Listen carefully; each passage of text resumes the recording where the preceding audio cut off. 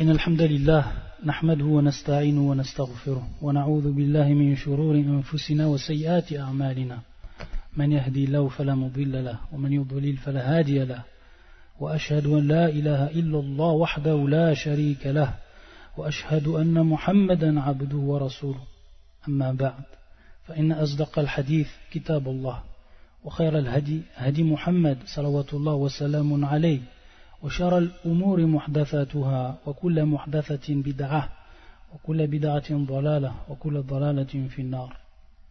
إخوتي الكرام, السلام عليكم ورحمة الله وبركاته. Donc on continue بإذن ta'ala wa bi'awnillah azza wa jal l'explication en langue française du livre أعلام سنة المنشورة لاعتقاد الطائفة الناجية المنصورة, ou la croyance du musulman en 200 questions-réponses. C'est aussi un des titres qui a été donné à ce livre. Lorsqu'on dit bien sûr A'lam Sunnati al-Manshura, ça c'est un titre.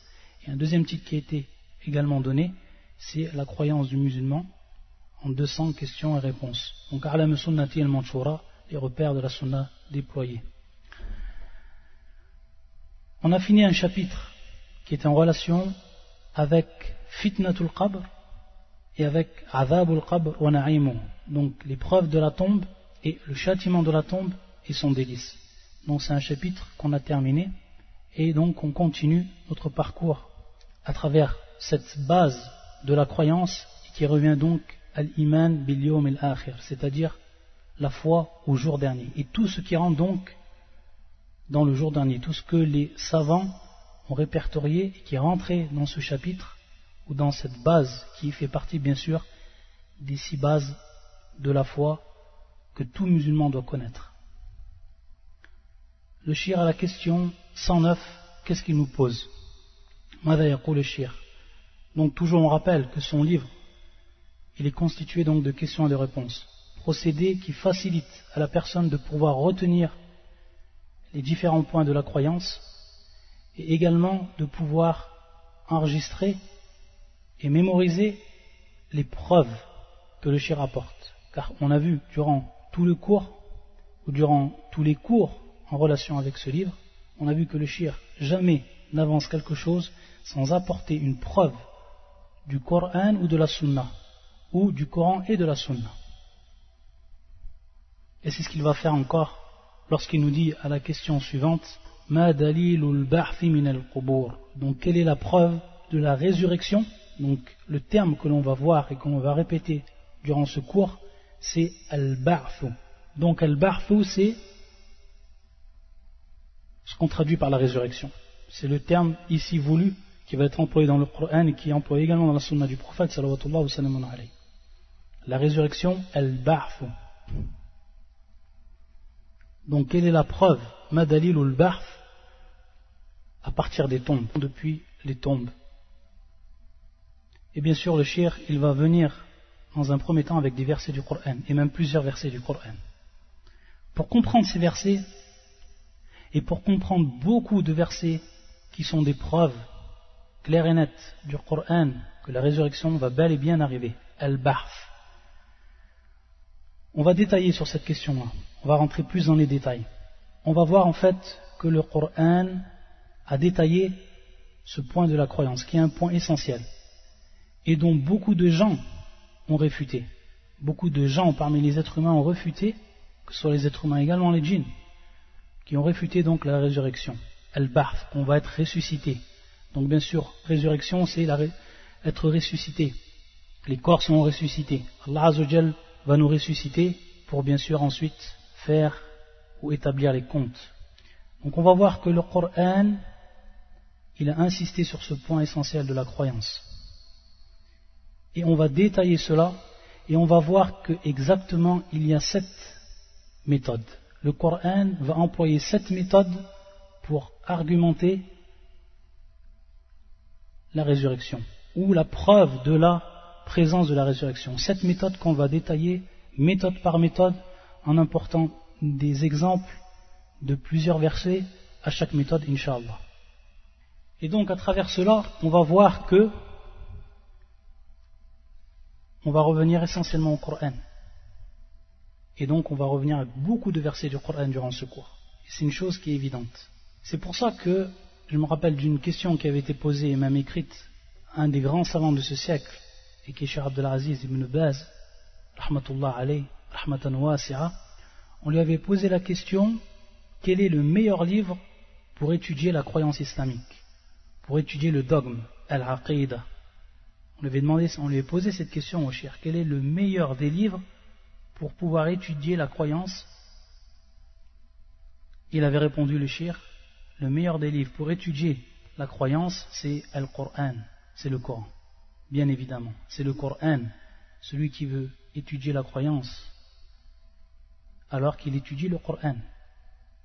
Et on va voir ici, sur un seul point, on va voir comment le Coran, comment Allah Azza wa Jal, à travers son Coran, il va diversifier les méthodes pour argumenter, pour appuyer un point primordial de la croyance. Si on dit qu'il y a 7 méthodes, donc on voit une multiplication de ces méthodes. C'est-à-dire que lorsqu'on dit méthode, c'est bien sûr méthode d'argumentation. Et donc la multiplication de ces méthodes d'argumentation vont nous indiquer deux choses essentielles. Dans un premier temps, l'éclaircissement, al-bayan, l'éclaircissement sur la dureté, sur également l'importance et également le danger des événements que l'on va subir à travers la résurrection. Et que cela est loin, très loin d'être facile, c'est-à-dire que ça va être une grande épreuve pour l'être humain. C'est pour ça que le Coran, il a insisté sur ce point, la résurrection. Ça, c'est la première chose, c'est-à-dire la multiplication des méthodes d'argumentation nous indique deux choses, et la première de ces deux choses, c'est celle-là qu'on vient de citer. Pour ce qui est de la deuxième, al-bayan, c'est-à-dire également on va s'apercevoir l'éclaircissement de l'immense miséricorde d'Allah Azza wa Jalla envers ses créatures. Une immense miséricorde d'Allah Azza wa Jalla envers ses créatures. Et comment cela? C'est que Allah, lorsqu'il donne une première méthode pour convaincre celui qui va lire le Coran que la résurrection est bel et bien présente et va arriver, s'il n'est pas convaincu, alors il va s'apercevoir de la deuxième méthode. S'il n'est pas convaincu par cette deuxième méthode, alors la troisième méthode, et ainsi de suite. C'est-à-dire qu'Allah Azza wa Jalla, de sa grande miséricorde envers ses créatures, il a apporté tant de méthodes, c'est-à-dire ces méthodes que l'on va citer, pour donc prouver à la personne et afin qu'elle soit convaincue bel et bien qu'il y a la présence de la résurrection, et par là qu'elle se mette sur le droit chemin et qu'elle soit donc enfin sous la miséricorde d'Allah. La première méthode que l'on trouve dans le Coran. La première méthode, ce sont des versets évidents et clairs dans l'affirmation de la résurrection. Des versets évidents et clairs dans l'affirmation de la résurrection. On va voir que cette méthode, elle suffit aux croyants. Cette méthode-là, elle suffit en fait aux croyants. La personne qui a cru et qui est un réel croyant, cette méthode-là, elle lui suffit. Et donc, si cette méthode lui suffit, alors les autres méthodes qu'on va voir ensuite vont être pour le croyant une augmentation en foi et en certitude. C'est-à-dire ces autres méthodes, la deuxième, la troisième, jusqu'à la septième qu'on va voir, ça va être donc une augmentation pour le croyant en foi et en certitude. Mais cette première méthode suffit au croyant, celui dont Allah Azza wa Jal l'a guidé sur le droit chemin. On va voir que ces versets évidents et clairs dans l'affirmation de la résurrection se traduisent soit par le rappel de la résurrection, soit par le rappel d'un des noms du jour dernier. On avait vu dans les premiers cours, lorsqu'on est rentré Iman bil yawm al-akhir, dans la croyance donc du jour dernier, ou la foi du jour dernier, on avait vu on avait cité 19 noms. Également le rappel d'une des caractéristiques du jour dernier, également le rappel d'une des apparences du jour dernier, etc. Donc tout cela, c'est tout simplement des versets évidents et clairs dans l'affirmation de la résurrection.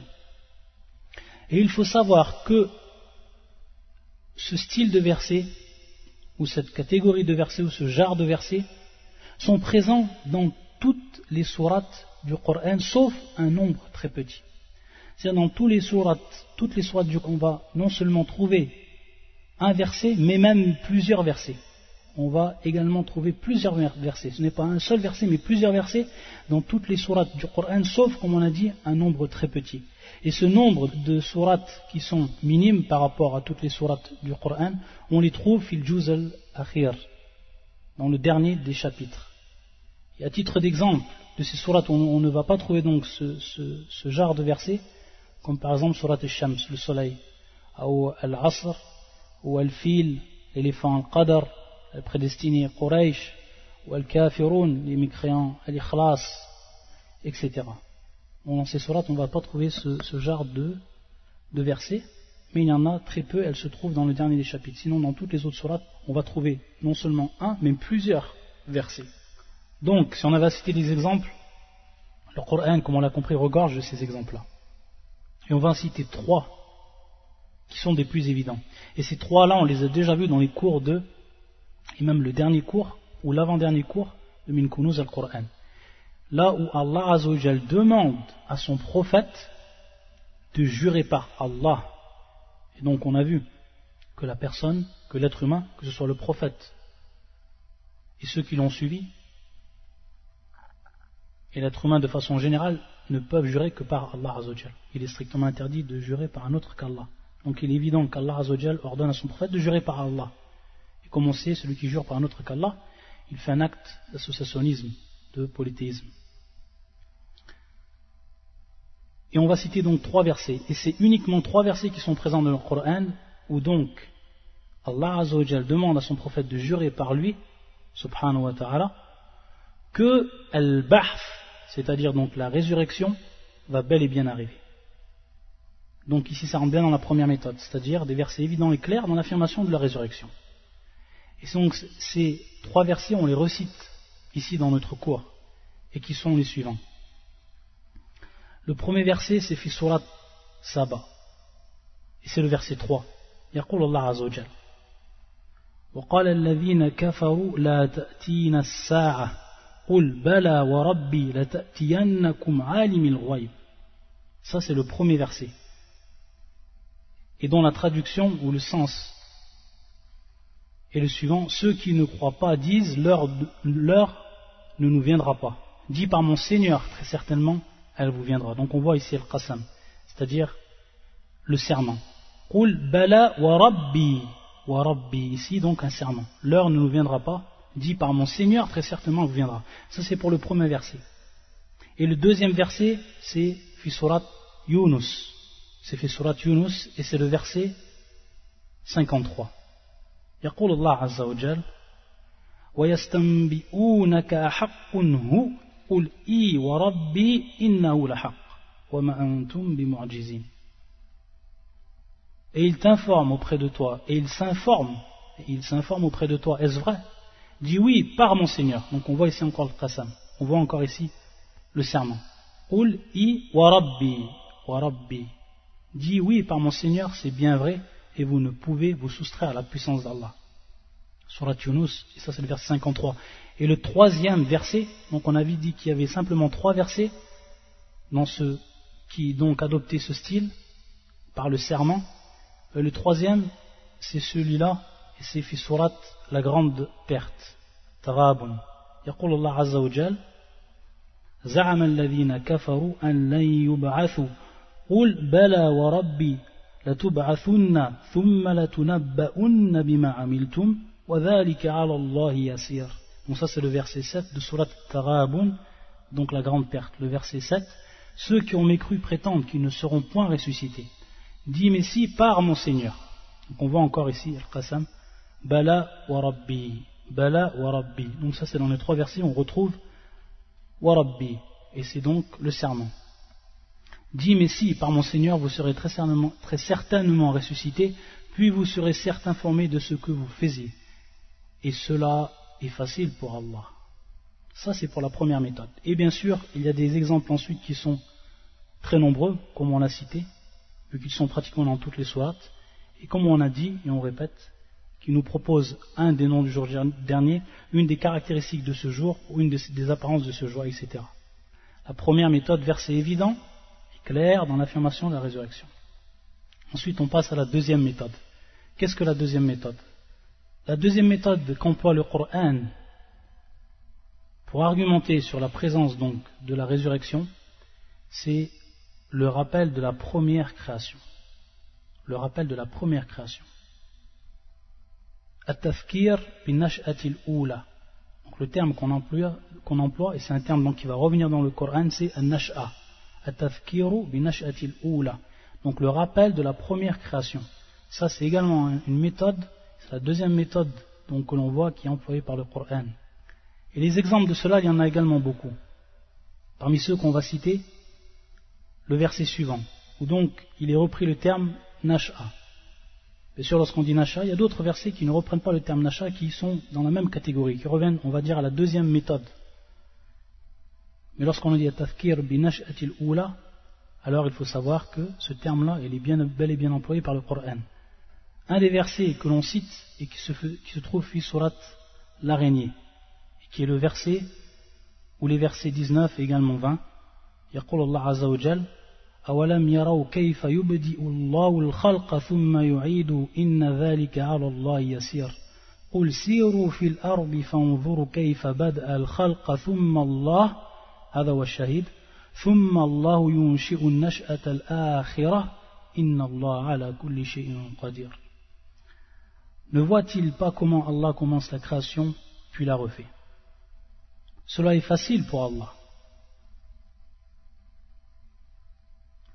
Donc ici on voit awalam yaraw kayfa yubdi'u Allahu al-khalqa thumma yu'idu. Donc ici dans un premier temps on a le premier témoin argumentatif qui se trouve ici kayfa yubdi'u Allahu al-khalqa thumma yu'idu. Donc comment Allah Azza wa Jal, il nous rappelle qu'il a créé la première création et que cette création il va la répéter. Et ensuite قل سيروا في الأرض فانظروا كيف بدأ الخلق ثم الله ينشئ النشأة الآخرة ينشئ النشأة الآخرة إن الله على كل شيء قدير.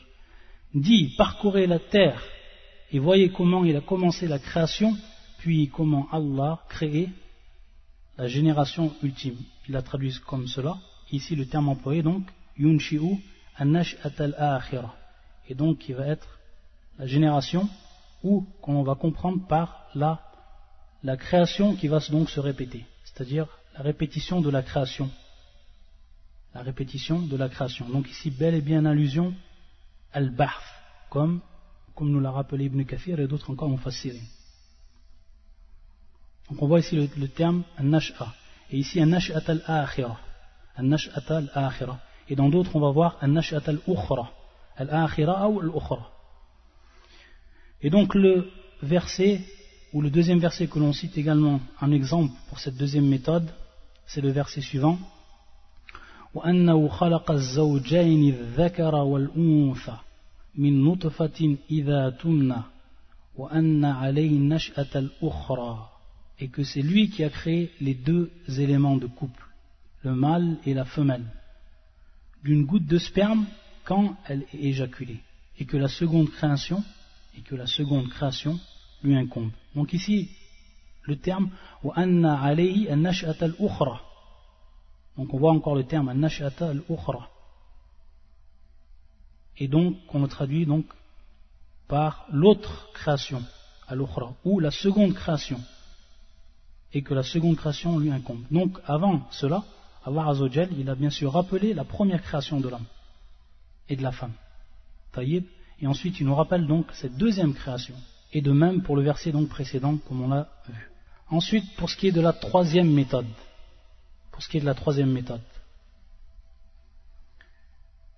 La troisième méthode, c'est l'argumentation par la comparaison faite entre la revivification de la terre et la revivification des morts.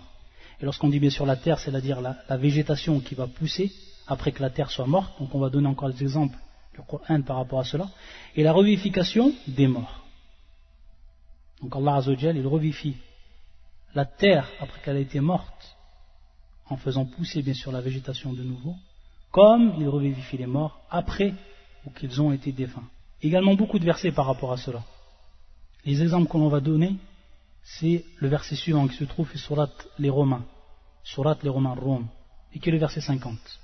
فانظر إلى آثار رحمة الله كيف يحيي الأرض بعد موتها إن ذلك لمحيي الموتى وهو على كل شيء قدير. Regarde donc les effets de la miséricorde d'Allah, comment il redonne la vie à la terre après sa mort. C'est lui qui fait revivre les morts et il est omnipotent. Donc on voit qu'Allah Azza wa Jal, à travers ce verset, nous demande de réfléchir, nata'ammal, natadabbar, nufakkir. Donc on réfléchit, on contemple comment une terre qui était complètement morte, comment Allah Azza wa Jal, de par sa miséricorde, en faisant descendre de l'eau du ciel, comment il va revivifier, il va faire revivre cette terre. Comme cela sera le jour de la résurrection. Ça, c'est une argumentation qui est très forte aussi, pour convaincre les gens que bel et bien la résurrection sera présente. Et c'est donc la troisième méthode. Et un autre verset également que l'on donne, et qui se trouve, le verset est le suivant: وَمِنْ آيَاتِهِ أَنَّكَ تَرَى الْأَرْضَ خَاشِعَةً فَإِذَا أَنزَلْنَا عَلَيْهَا الْمَاءَ اهْتَزَّتْ وَرَبَتْ إِنَّ الَّذِينَ أَحْيَاهَا لَمُحْيِي الْمَوْتَى إِنَّهُ عَلَى كُلِّ شَيْءٍ قَدِيرٌ. Et parmi ces merveilles, et que tu vois la terre humiliée, khashi'atan, c'est-à-dire une terre qui est humiliée, une terre qui est nue. Puis aussitôt que nous faisons descendre l'eau sur elle, elle se soulève et augmente. يعني اهتزت وربت بمعنى دبت الحياة فيها يعني بمعنى انتشرت, c'est-à-dire qu'on va commencer à se répandre la vie. Après bien sûr qu'elle ait été, ici le terme khashi'atan, qu'elle ait été humiliée, donc une terre morte, nue, qui n'a aucune végétation.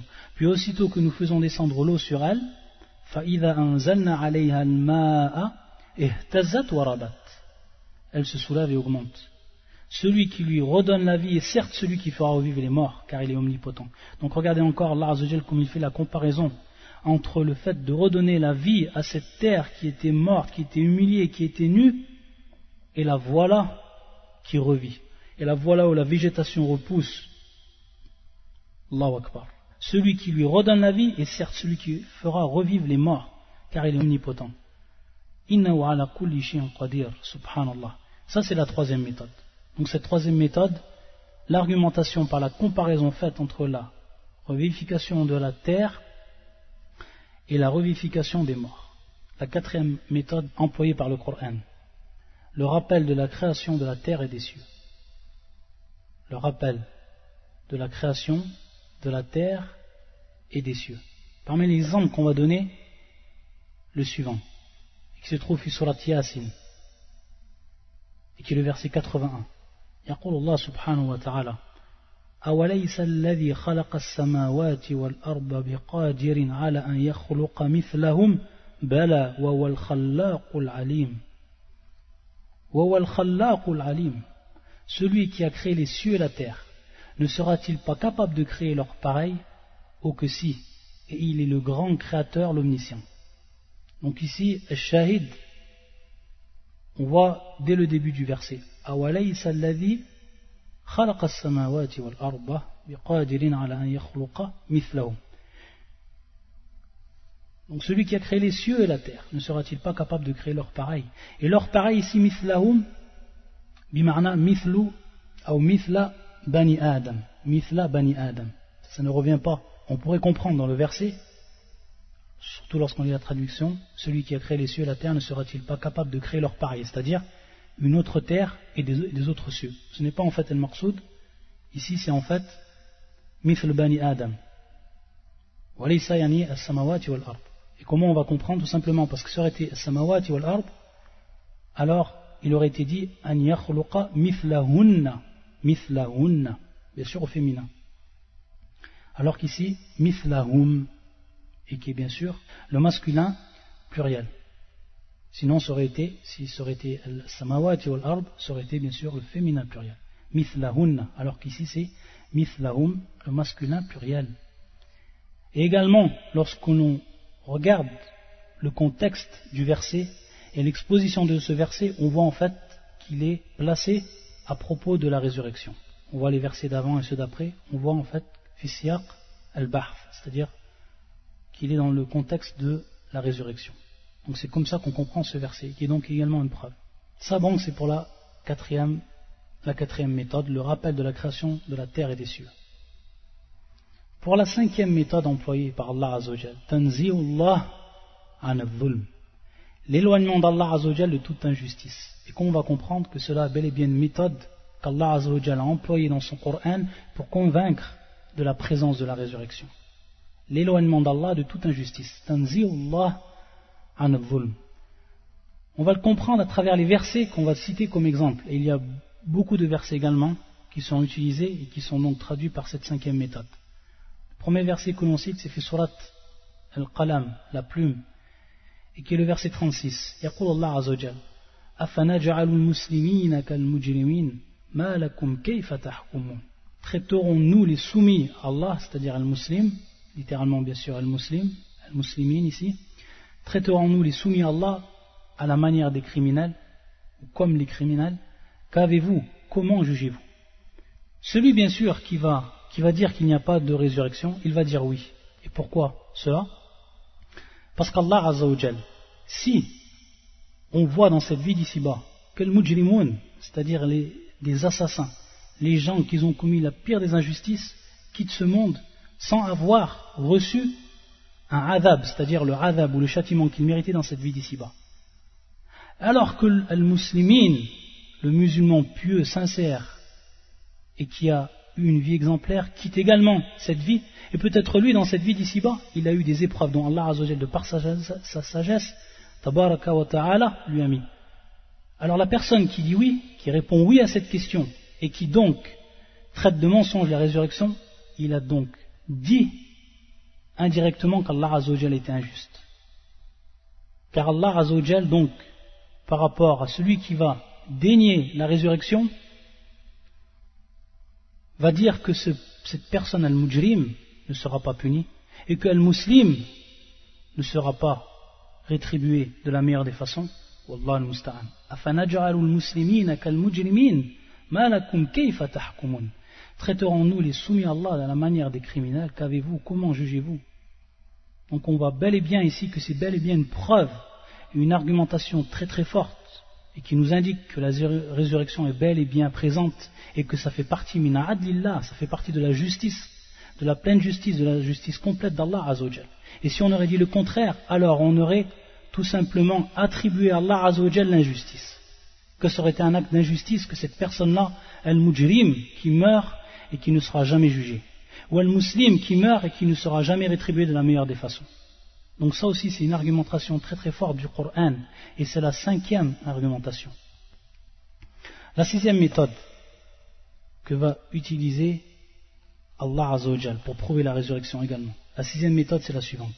Tanzi'ullahi an al-abath, c'est-à-dire l'éloignement d'Allah Azza wa Jal de tout ce qui revient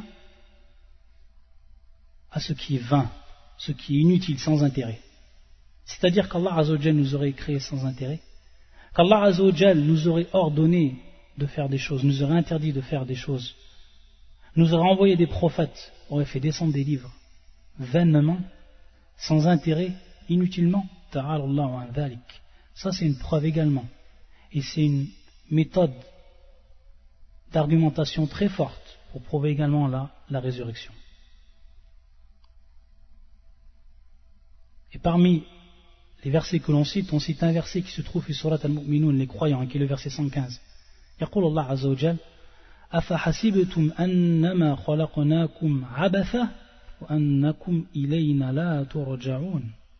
Pensiez-vous que nous vous avions créé sans but et que vous ne seriez pas ramenés vers nous, c'est-à-dire sans but, inutilement. Ta'ala Allahu an dhalik. Donc on voit ici Tanzi'ullah an al-abath. Donc on voit bien qu'il y a l'éloignement d'Allah Azza wa Jal de cela, de tout ce qui est inutile, de tout ce qui est sans intérêt. Sinon, si on aurait dit qu'Allah Azza wa Jal nous aurait créé et ensuite il ne nous ressuscite pas et qu'il nous aurait donné tous ses ordres et envoyé ses prophètes, tout cela aurait été inutile, et ça c'est strictement interdit. Mumtanir fi haqqillah. Ça c'est strictement interdit dans le droit d'Allah. Donc il est obligé qu'il y ait une résurrection. Et ensuite, la septième méthode du Coran et la dernière méthode employée par le Coran, c'est la suivante. C'est le rappel et la citation d'histoires ou de récits ou d'événements par le biais desquels on argumente sur la présence de la résurrection. Rappel et citation d'histoires, de récits, d'événements par le biais desquels on a argumenté sur la présence de la résurrection. Il y a beaucoup de textes coraniques qui vont donc nous prouver cela, qui nous indiquent cela, c'est-à-dire des textes qui font allusion à une histoire, à un récit, à un événement qui s'est passé auparavant. Et Allah Azza wa Jal, par le biais à travers cet événement, à travers ce récit, il va nous prouver également et argumenter sur la présence de la résurrection. À titre d'exemple, on prend le verset suivant qui se trouve dans Surat al-Baqarah. Donc ça c'est pour la 7e méthode. Wallah Azza wa Jal yaqul وَإِذَا قَتَلْتُمْ نَفْسًا فَادَّارَأْتُمْ فِيهَا وَاللَّهُ مُخْرِجٌ مَا كُنْتُمْ تَكْتُمُونَ فَقُلْنَا اضْرِبُوهُ بِبَعْضِهَا كَذَلِكَ يُحْيِي اللَّهُ الْمَوْتَى وَيُرِيكُمْ آيَاتِهِ لَعَلَّكُمْ تَعْقِلُونَ وَإِذْ قَتَلْتُمْ نَفْسًا فَادَّارَأْتُمْ فِيهَا وَاللَّهُ مُخْرِجٌ مَا كُنْتُمْ تَكْتُمُونَ. Ça c'est le verset 72 de Surat al-Baqarah. Et quand vous aviez tué un homme et que chacun de vous cherchait à se disculper, mais Allah démasque ce que vous dissimuliez. وَإِذَا قَتَلْتُمْ نَفْسًا فَادَّارَأْتُمْ فِيهَا وَاللَّهُ مُخْرِجٌ مَا كُنْتُمْ تَكْتُمُونَ فَقُلْنَا اضْرِبُوهُ بِبَعْضِهَا. Nous dîmes donc frapper le tuer avec une partie de la vache. Ainsi Allah ressuscite les morts et vous montre les signes de sa puissance afin que vous raisonniez. كَذَلِكَ يُحْيِي اللَّهُ الْمَوْتَى وَيُرِيكُمْ آيَاتِهِ لَعَلَّكُمْ تَعْقِلُونَ. Un autre exemple également que l'on cite et qui se trouve في سورة الكهف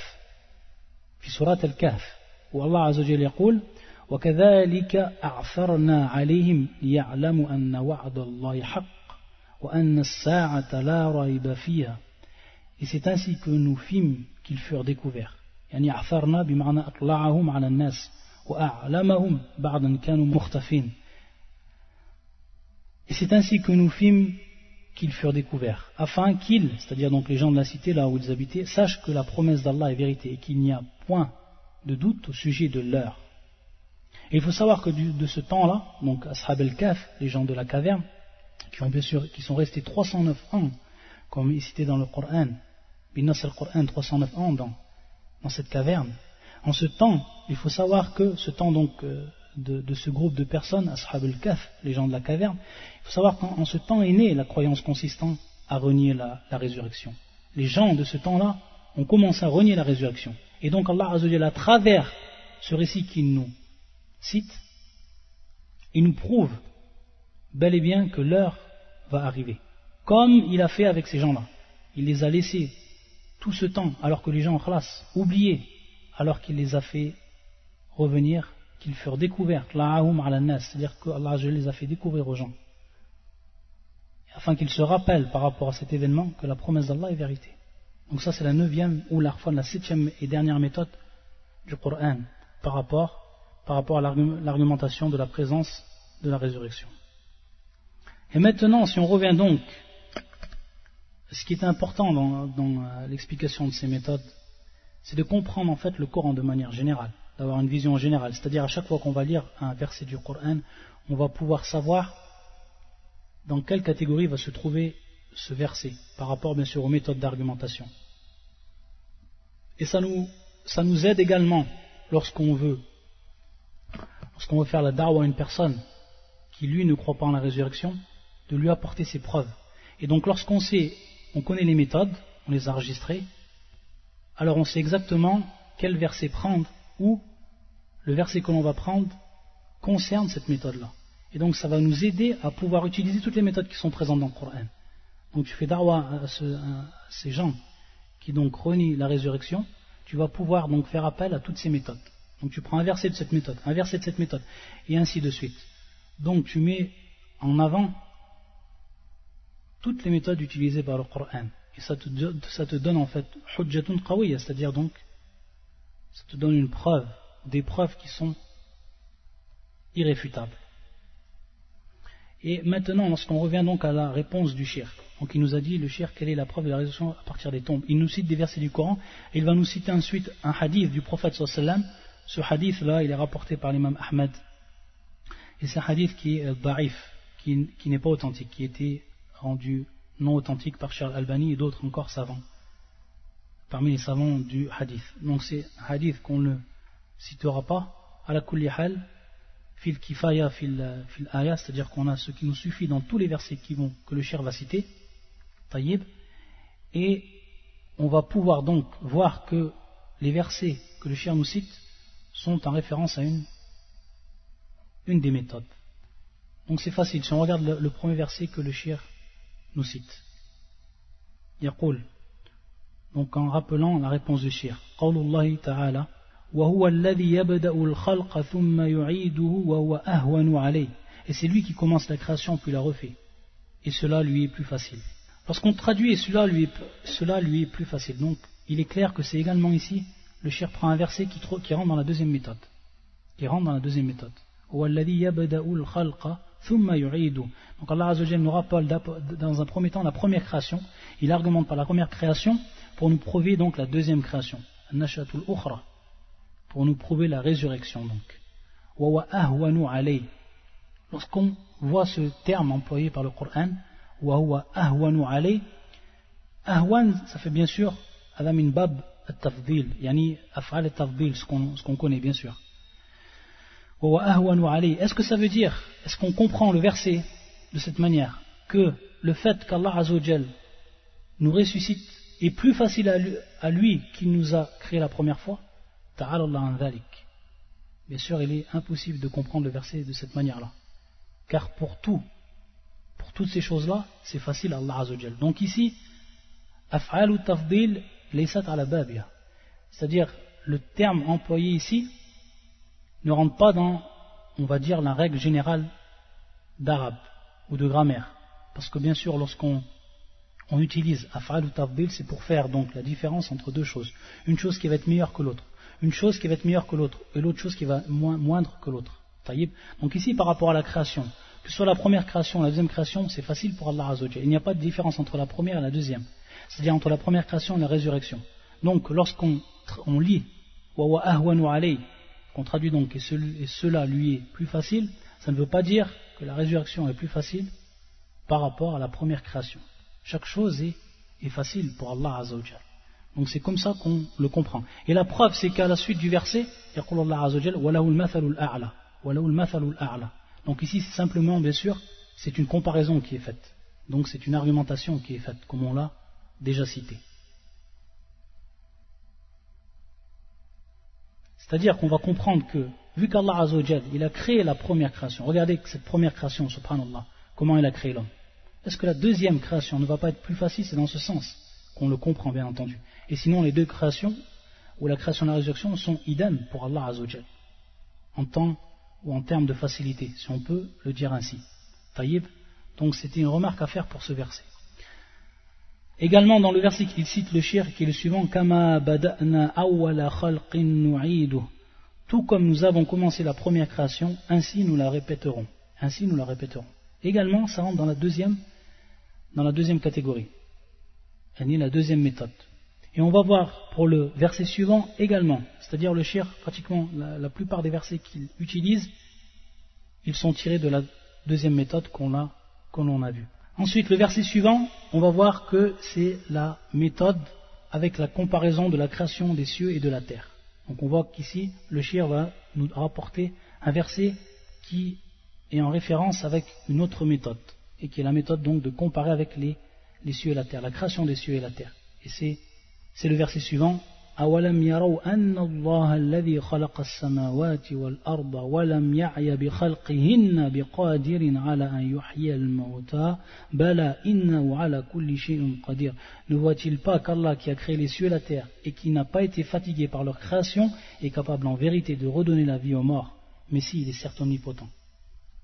Et ensuite, le prochain verset que le shir nous cite, et c'est le dernier verset cité, c'est un verset que l'on a déjà cité, qui se trouve bien sûr dans la sourate 41, qui est le verset 39, et c'est donc celui qu'on a déjà expliqué auparavant, qui rentre donc dans la méthode où Allah Azza wa Jal donc compare la terre morte, et une fois qu'elle est bien sûr revivifiée, avec celle de l'homme, ou plutôt la mort de l'homme, comment Allah Azza wa Jal va le revivifier.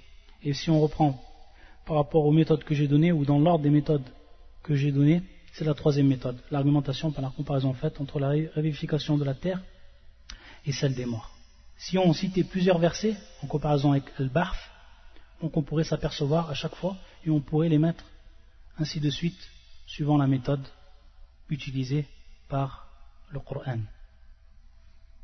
Ensuite, pour la dernière question, aujourd'hui qui est toujours en relation avec Al-Barf, c'est la suivante. Yaqul al-Shir, rahmatullah alayh, ma hukmu man kadhaba bil ba'th, c'est-à-dire quel est le statut de celui qui nie, qui renie la résurrection. فيقول الشيخ وكافر بالله عز وجل وبكتبه ورسله قال الله تعالى. Donc il nous donne le hukm, il nous donne le statut de cette personne-là, et le statut il nous dit c'est un mécréant Allah Azza wa Jal parce qu'il a renié ce qu'Allah Azza wa Jal a cité dans son Coran. C'est un mécréant en ses livres parce qu'il a renié ce qui est présent dans les livres d'Allah Azza wa Jal, que ce soit le Torah, l'Évangile, tous les autres livres qui ont précédé, le Coran, etc. Et également en ses messagers, car tous les messagers sont venus pour avertir de ce grand jour et pour avertir de la résurrection. Donc, wa kafir billah wa bi kutubi wa rusuli. La preuve est la suivante, un verset du Coran. يقول الله عز وجل وقال الذين كفروا أإذا كنا ترابا وآباؤنا أئنا لمخرجون.